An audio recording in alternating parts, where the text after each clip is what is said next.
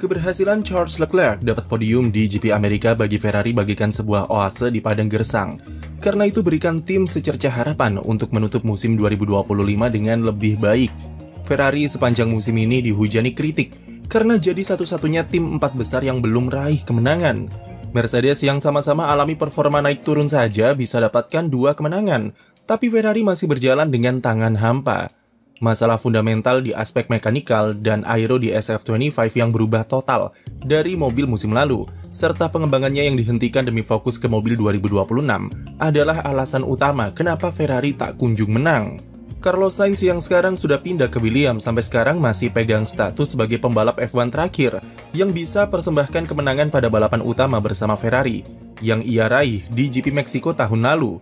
12 bulan berlalu, baik Leclerc ataupun Hamilton belum bisa kembali naik ke podium tertinggi, dan Ferrari bahkan sudah pasrah jika mereka tidak akan bisa menang balapan di tahun akhir regulasi ground effect. Hal ini jugalah yang jadi penyebab internal Ferrari sering digoyang oleh rumor-rumor dari media Italia belakangan ini, terutama posisi Frederick Vasseur sebagai tim prinsipal yang selalu jadi target serang, dan disangkut pautkan dengan Christian Horner. Performa Ferrari di GP Amerika setidaknya bisa menjadi momentum bagi Ferrari untuk melawan balik serangan dari media lokal dan menjadi penegasan kalau internal Maranello masih solid. Vasseur berhasil jawab kritikan tersebut lewat performa Ferrari di Austin yang ia klaim membuktikan ucapannya kalau SF25 punya potensi yang bagus untuk bisa bersaing di barisan podium dengan catatan eksekusinya lancar. Vasseur selama ini selalu dikritik karena dia terlalu banyak bicara soal potensi mobil yang nyatanya tak kunjung datang karena eksekusi tim yang bermasalah, terutama ketika kualifikasi. Namun ucapannya tidak salah karena pada faktanya salah satu problem di SF25 adalah terdapat elemen yang menahan performa mobilnya jadi tidak keluar. Salah satunya adalah sulitnya mendapatkan suhu ban optimal ketika kualifikasi, yang notabene ini adalah masalah bawaan dari mobil musim lalu yang masih ada di mobil sekarang. Seperti yang kita tahu, salah satu fondasi dari pengembangan mobil SF24 tahun kemarin adalah performa kualifikasi yang sedikit dikurangi demi memperkuat kecepatan saat long run atau race pace. Salah satu solusi yang diterapkan Ferrari adalah bagaimana caranya agar degradasi ban bisa lebih terkendali dengan mengatur temperaturnya supaya tidak overheat. Untuk mencapai hal itu, desain brake duct dan komponen internal suspensi alami perombakan untuk mencegah ban terlalu mudah panas, yang kemudian dikombinasikan dengan karakter mobil yang lebih stabil. Tapi, pengorbanannya adalah performa kualifikasi menjadi inkonsisten, karena sulitnya mendapatkan suhu ban yang optimal atau di dalam jendela kerja yang tepat. Hal itu berdampak pada lap kualifikasi yang kurang kompetitif, padahal aslinya mereka punya potensi untuk tampil lebih kencang jika bisa memanajemen suhu ban dengan baik.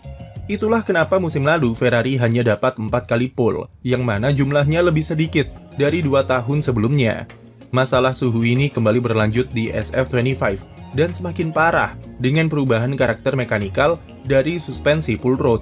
Ferrari hanya koleksi sekali pole saja dari Leclerc di Hongaria, dari 6 kali start di barisan 3 besar sepanjang musim ini.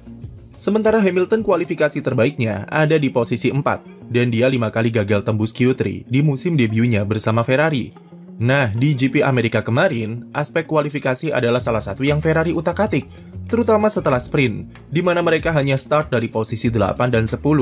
Tim mengikuti saran dari Lewis Hamilton dengan mencoba sesuatu yang berbeda dalam hal timing saat hot lap di kualifikasi dan cara dalam optimalkan suhu ban. Baik Leclerc atau Hamilton, mereka sama-sama keluar pit di barisan belakang untuk memanfaatkan evolusi track yang gripnya makin kuat di penghujung sesi. Mereka juga tak terburu-buru dalam push mobilnya dan memilih sedikit konservatif untuk bisa pertahankan suhu optimal ban sepanjang lap, terutama di sektor terakhir. Hal itu terlihat dari data jika kita bandingkan dengan lap Leclerc di sprint sebelumnya. Di sektor pertama, Leclerc memang lebih cepat, tapi dia masih menahan performa mobilnya untuk jaga suhu ban tetap stabil sampai sektor terakhir. Alhasil setelah tikungan 12, Leclerc bisa dapatkan banyak waktu karena suhu bannya masih optimal di sana.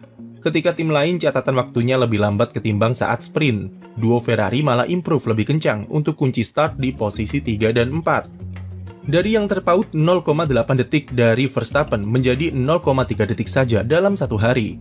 Selain dari aspek suhu ban, salah satu improvisasi yang dilakukan Ferrari adalah dari settingan ketinggian floor atau ride height. Seperti yang kita tahu, ride high adalah settingan yang sangat sensitif di mobil Ferrari musim ini, karena pengaruhnya sangat besar terhadap performa dan mereka pernah kena diskualifikasi di Shanghai karena floornya terlalu rendah. Sejak saat itu, ketinggian floor selalu jadi PR besar bagi Ferrari, karena performa mobil tidak bisa keluar secara maksimal, karena tidak bisa disetting terlalu rendah. Tapi sedikit anomali malah terjadi di GP Amerika kemarin. Karakter trek yang bergelombang dan punya tikungan cepat, Ferrari secara logika seharusnya tidak berani setting rendah floornya karena rawan diskualifikasi ataupun bottoming. Tapi yang terjadi, Ferrari putuskan ambil resiko dengan mendorong batas seberapa jauh mereka bisa menurunkan ketinggian floor di sirkuit kota tanpa kena diskualifikasi karena plank yang terkikis berlebihan. Hasilnya mengejutkan, karena selain performa SF25 yang akhirnya menunjukkan potensinya yang tersembunyi, tapi Leclerc dan Hamilton lolos pengecekan floor setelah balapan. Efek paling terlihat dari floor rendah ini adalah saat balapan dengan performa Charles Leclerc yang bisa menahan Lando Norris di belakangnya, meski memakai ban soft. Dengan downforce lebih besar, otomatis mobil juga lebih stabil, yang sebabkan tingkat degradasi jadi lebih rendah. Itulah yang terjadi dengan ban soft Leclerc yang meskipun sudah menunjukkan tanda blistering, namun dia masih bisa dapatkan entry serta traksi yang konsisten. Lewis Hamilton juga tunjukkan performa yang positif, meskipun dia diberi setup lebih agresif untuk atasi masalah understeer yang masih dialami. Mayoritas balapan ia habiskan di depan Oscar Piastri meski di 5 lap terakhir kecepatannya tiba-tiba ngedrop secara misterius yang sampai sekarang belum diketahui apa penyebabnya. Tapi penampilan bagus di Austin tidak serta-merta jadi penjamin Ferrari akan tampil bagus di 5 balapan penutup musim 2025. Sirkuit kota secara general memang selalu cocok dengan mobil Ferrari di era ground effect, terutama karakter suspensi dengan aspalnya yang menuntut kemampuan kompresi yang bagus. Masih ada perasaan skeptis apakah performa di Austin bisa mereka ulangi di balapan Meksiko dan seterusnya. Namun bukan tifosi namanya kalau tidak memberi harapan. Melihat performa Ferrari musim lalu yang sangat bagus dengan kunci pole position dan menang di Meksiko, ada peluang setidaknya mereka bisa bersaing di barisan podium lagi. Adanya 2 lurusan panjang dan karakter sirkuit yang menuntut manajemen suhu ban secara cermat, bisa saja menguntungkan Ferrari andai strategi mereka di kota dipakai lagi di Meksiko. Apalagi jika kondisi trek berangin, SF25 punya toleransi aero yang konsisten terhadap segala jenis hembusan angin, dan bisa buat McLaren kocar-kacir akhir pekan ini. Selain Meksiko masih ada Las Vegas, di mana Ferrari selalu bisa tebar ancaman di sini. Tapi mengingat kelemahan Ferrari musim ini ada di trek bersuhu dingin, maka jangan berharap banyak mereka bisa kompetitif seperti tahun-tahun sebelumnya. Selain itu, Ferrari punya masalah dengan understeer yang parah, utamanya ketika berada di barisan dirty air. Seperti di sprint, mereka kesulitan kejar Carlos Sainz. Target Ferrari musim ini bukan cuma finish di runner-up konstruktor, tapi juga jangan sampai tergusur ke peringkat keempat, entah bagaimanapun caranya. Red Bull diam-diam cuma terpaut 3 poin saja dengan Max Verstappen yang sedang on fire dan Yuki Tsunoda yang menemukan formnya kembali. Memang mereka akan dapat keuntungan tes aerodinamika lebih banyak, tapi secara pride tentu cukup memalukan jika Ferrari harus selesaikan musim di peringkat keempat. Kalau melihat musim lalu, mereka bisa rebutan juara konstruktor sampai balapan terakhir.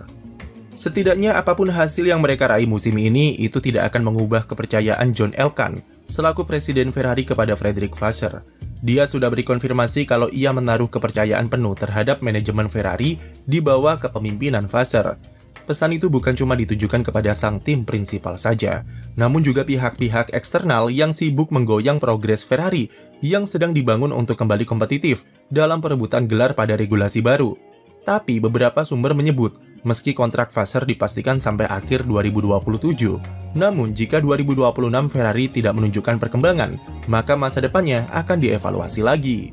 Dan memang seperti yang kami bilang sebelumnya, 2026 akan jadi penentu seberapa lama Vasseur bertahan di Ferrari.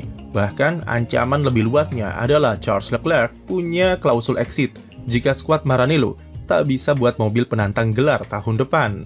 Sekian video dari kami, jangan lupa beri like dan subscribe untuk konten F1 lainnya.